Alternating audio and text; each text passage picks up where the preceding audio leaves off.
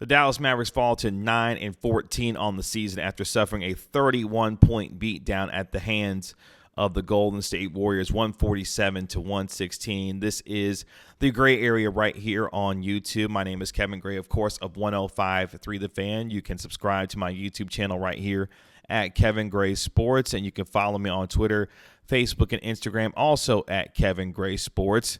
This comes from ESPN Stats and Info. The Mavericks became the first team in the shot clock era to lose by 30 points after scoring 75-plus points in the first half.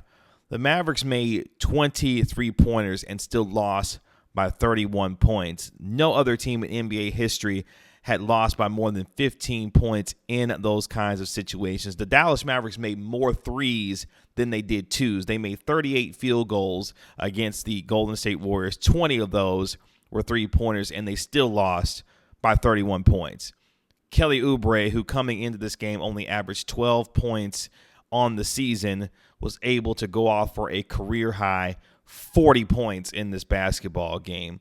The defense was obviously pathetic and putrid, as it has been most of this season for the Dallas Mavericks. They gave up over 57% shooting from the field, over 51% from the three-point line to the Golden State Warriors. Draymond Green had an absolutely spectacular performance with 11 points, 15 assists, and also 6 rebounds. Stephen Curry, 28 points. Some dude named Juan Toscano Anderson also had 14 points. He was a plus 26 for the Golden State Warriors, the best plus-minus on the night for this Warriors basketball team. The Dallas Mavericks got 25 points from Kristaps Porzingis, which seemed to feel really empty for a guy who's been really bad this year on the defensive end, one of the worst defensive ratings in all of the NBA at the center position. Luka Doncic was a negative 28 despite having 27 points in 32 minutes of play. And the story of this game was the defense. You don't need me to go through each of the quarters, but I'll go through them anyway, because the Golden State Warriors had 4 quarters of over 35 points, 36 in the first, 38 in the second, 36 in the third quarter, where they outscored the Mavericks 36-20, and then in the fourth quarter, 37-20. After the game, Kristaps Porzingis said that this Dallas Mavericks team watched the entire third quarter. In fact, here is Kristaps Porzingis talking about what happened after the game was over with and what the Mavericks did, delaying their press availability after the game was over with. Here's Kristaps Porzingis talking about that. Hey, KP obviously struggled on the defensive end tonight. What is the message right now with this team with respect to getting better on the defensive end? Is that message being communicated effectively enough for you guys to play that way night in and night out? Yeah, we're a little bit up and down with our defense. We watched the whole third quarter.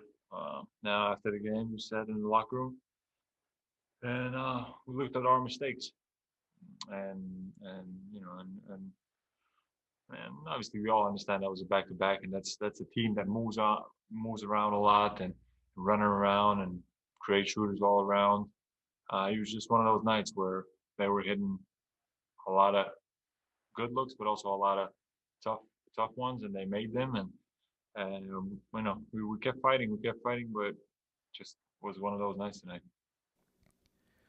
So I asked Kristaps Porzingis, obviously, what went wrong, and is the message still resonating with this team with respect to how to play defense? And you heard his answer there. That's the major question right now about this Dallas Mavericks basketball team. Is the message still resonating from head coach Rick Carlisle? Rick Carlisle has come under fire under recent days and weeks because of how badly this team has played, because the emphasis coming into this season what this team was going to get better on the defensive end. That hasn't happened so far this year. Now you say, Kevin, you got to keep it in perspective here. This is a team that has been hit hard by COVID-19. They were playing only their third game with their full entire roster intact, with Maxi Kleber back for this Mavericks basketball team. But yet and still, the pace and the space and the passing and creativity of one Draymond Green, the inability for this team to defend the 5-out spacing that the Golden State Warriors put forth with Draymond Green at the center position, and then letting guys get off all night long with layup lines and dunks to the basket. This team is really bad. There's no other way to say it right now about how this Mavericks team is playing. Here's Rick Carlisle talking about the defensive effort, or lack thereof, obviously, against the Golden State Warriors and what ultimately doomed them in this basketball game where they lost by 31 points. Here is Rick Carlisle after the game. And Coach, from a spacing standpoint, what was Draymond Green able to do from a spacing and a passing standpoint that gave you guys issues tonight?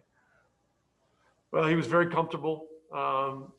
He was able to have airspace and to see and to deliver passes and to deliver some thread the needle passes. And we're going to have to do a better job of getting ball pressure on him.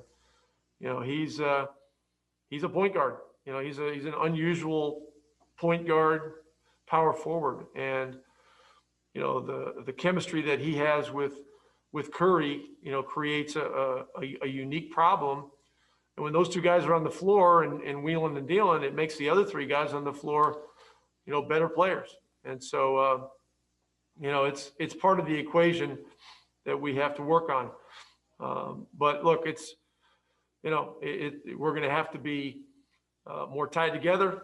We're going to have greater urgency with transition defense and sitting down and guarding. And this is a big challenge. So Rick Carlisle obviously extremely disappointed in the defensive effort that this Mavs team continues to put out. And that is not something that you normally question with a Rick Carlisle basketball team. And it's funny because before this season, I asked a lot of individuals about going into this season if Rick Carlisle was still the right man for the job when it comes to leading this particular squad, given the trajectory on whether they were headed based on the results that they had this past season by making it to the first round of the Western Conference playoffs, giving a competitive series to the Los Angeles Clippers before ultimately losing in 6 games. So far, this team is 9-14 on the season, and in a 72-game season, you cannot go through 2 and 3 week stretches where you are losing 6 out of 7, 7 out of 8 basketball games and find yourself competitive, not just in this season overall from a winning standpoint, but in a Western Conference where teams are stacked on top of each other like crazy. And the Dallas Mavericks so far this season have been a model of inconsistency when it comes to both ends of the floor, and more importantly, how poorly this defense has been playing all season long, especially in the middle from Kristaps Porzingis. As I mentioned, one of the worst defensive ratings in all of the NBA at the center position. It seems like the mentality of this team has been very soft as of late, and it starts at the center position with the lack of resistance in the paint. And then when you see what the Golden State Warriors did, getting layups and dunks whenever they wanted to, the passing, the spacing, and the creativity from Draymond Green, Stephen Curry, of course, does what he does. But then, more so than anything, you let Kelly Oubre get off on you for 40 points. That's completely inexcusable for a guy that's only averaged 12 points. Jalen Brunson talked about it after the game with respect to what this team has to do and the lack of defense that they have been playing and what needs to happen for this team to begin to turn it around. Here's what Jalen Brunson had to say. Yeah, Jalen, what was the theme of the post-game discussion about? Defense. Defense. And oh, sorry, Brad, unmute again. Cut you off there. yeah, specifically, what about the defense? You gotta play it. That's unheard of. 147 points is unheard of. So yeah, I've said this so many times in post-game interviews. We've done the things that we know we can do defensively. It's just we got to do it on every game basis. So Jalen Brunson said, hey, we just got to play defense. And that's honestly how simple it is at this point. The lack of effort, the lack of focus and attention to detail, the lack of execution on the defensive end has put this team in a position where there are a lot of questions about how this team is not only playing the defense, but how this team is constructed based on the roster that they have. They brought in a guy in Josh Richardson to be a better perimeter defender. Now, I understand any matchup against Stephen Curry is a tough one for any guard in this league. But the Olay defense that the Dallas Mavericks have played for most of this season Has been a poor reflection on the roster construction of this team, the inconsistency of that roster construction, and more so than anything, questions about whether or not the message of Rick Carlisle is resonating with this team about how to play defense and to do so with the kind of consistent ferocity and intensity that is needed night in and night out to win games in the Western Conference when you know the kinds of teams that are in this conference. When you go to the Jazz, the Nuggets, the Clippers, the Lakers, the Blazers, any number of teams that you want to name, this team struggles against with respect to how consistently they play on the defensive end night in and night out. So the question will be, can the Dallas Mavericks find themselves playing a measure of consistency that allows them to get better on the defensive end going into the rest of this season? Luka Doncic especially was bad in this particular basketball game. In the second half alone, only 4 points on 1 of 7 from the field, 0 of 2 from the three-point line, 3 assists, and 2 turnovers. And for the game, finished with a net rating, a plus-minus, I should say, of negative 28. This Mavs team is a bad basketball team. As I said earlier, there's no other way to say it when you look at how this team is played. Questions about whether or not this team has the ability or wants to play defense at this point. Has the message from Rick Carlisle become stale about how this team needs to move forward with its superstar in Luka Doncic? Kristaps Porzingis on whether or not he has become a player that has regressed from the defensive end of the basketball despite his offensive game starting to come into form, and whether or not the makeup and roster construction of this team will give you confidence going forward if you're a Mavericks fan about how this team will look going forward, especially in a Western Conference that continues to get deeper and deeper year after year.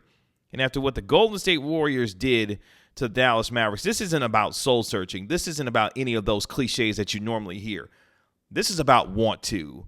This is about putting forth effort that should not be questioned night after night when a team in the Golden State Warriors scored 54 points in the paint. As I mentioned, it seemed like a layup line and dunk fest all night long for this Golden State Warrior basketball team, and guys that you had never really heard of going off for double figures, and obviously the inability to match up in space, especially defensively, with Kristaps Porzingis being a liability in this particular game, where pace and space and the 5-out offense with Draymond Green at the point center position, the Mavericks had no shot in this game.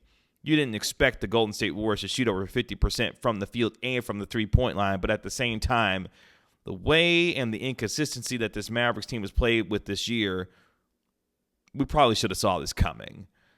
The Golden State Warriors are, a former shell of themselves with no James Wiseman, no Kevon Looney, no Klay Thompson, and yet they also didn't have a guy over 6'7" in this lineup, and they took the Mavericks to the woodshed night over and over and over again.